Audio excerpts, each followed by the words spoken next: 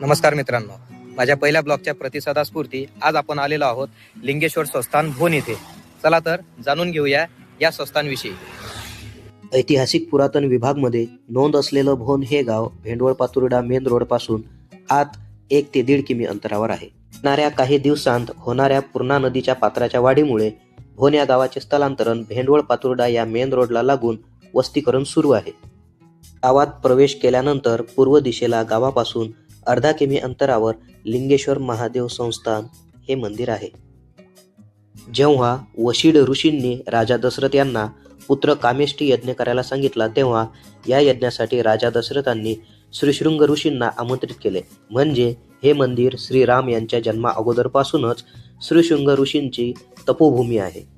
मंदिरातील वातावरण अगदी प्रसन्न असून या ठिकाणी अनेक श्रद्धाळू येथे दर्शनासाठी येत असतात. मंदिराच्या मागे पूर्णा नदी वाहते. पुराणांत या नदीचा जेव्हाही उल्लेख येतो तेव्हा या पूर्णा नदीचा पापोष्णी असा उल्लेख येतो, म्हणजेच पापनाशिनी. पुराणांमध्ये या नदीच्या डोहात सप्तर्षी ध्यानस्थ असायचे असाही उल्लेख येतो. हे मंदिर ज्योतिर्लिंगांमधील एक मानले जाते, कारण हे लिंगेश्वर महादेव मंदिर सत्ययुग, त्रेतायुग, द्वापारयुग आणि आत्ता कलियुग या 4ही युगांना साक्षी आहे.